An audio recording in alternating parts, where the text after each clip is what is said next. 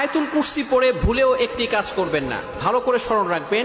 আয়াতুল কুরসি পড়ে আমরা যে ভুল কাজটা করে থাকি, আয়াতুল কুরসি হচ্ছে পবিত্র কোরআনুল কারীমের ভিতরে সর্বশ্রেষ্ঠ আয়াত হচ্ছে আয়াতুল কুরসি। সূরার ভিতরে সর্বশ্রেষ্ঠ সূরা হচ্ছে সূরা ফাতিহা, সূরা ইয়াসিন, সূরা বাকারা। তবে আয়াতের ভিতরে সর্বশ্রেষ্ঠ আয়াত হচ্ছে আয়াতুল কুরসি। 3 নম্বর পারার 1 নম্বর পৃষ্ঠা সূরা বাকারার 255 নম্বর আয়াত। এই আয়াতটি এতটা ফজিলতপূর্ণ আয়াত, আল্লাহু লা ইলাহা ইল্লাহু আল হাইয়ুল কাইয়্যুম। এই আয়াতের ভিতরে আল্লাহ তাআলার 2টি চমৎকার নাম আছে। এই নামকে বলা হয় ইসমে আজম, আল হাইয়ুল কাইয়্যুম।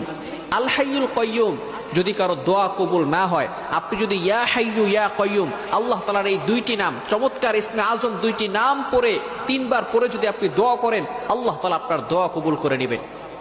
যেহেতু এই আয়াতের ভিতরে আল্লাহ তাআলার 2টি ইসমে আজম নাম রয়েছে, এই নামের কারণে আল্লাহ পাক রব্বুল আলামিন এই আয়াতের মর্যাদা আরো বাড়িয়ে দিয়েছেন। সুতরাং যদি জিন আপনাকে আসর করে, এই আয়াতুল কুরসি পড়লে জিন আপনাকে কোনো ক্ষতি করতে পারবে না।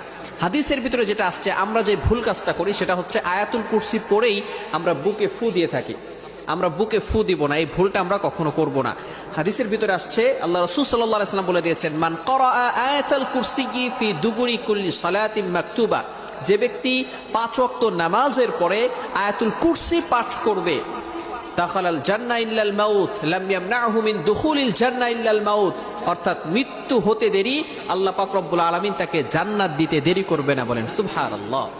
আজীব একটি আয়াত, এবং এই আয়াতের এত ফজিলত, যদি কোনো ব্যক্তি 5 ওয়াক্ত নামাজের পরে এটা পাঠ করে একবার করে, এখানে আল্লাহ রাসূল সাল্লাল্লাহু আলাইহি ওয়াসাল্লাম ফু দিতে বলেন নাই, শুধু একবার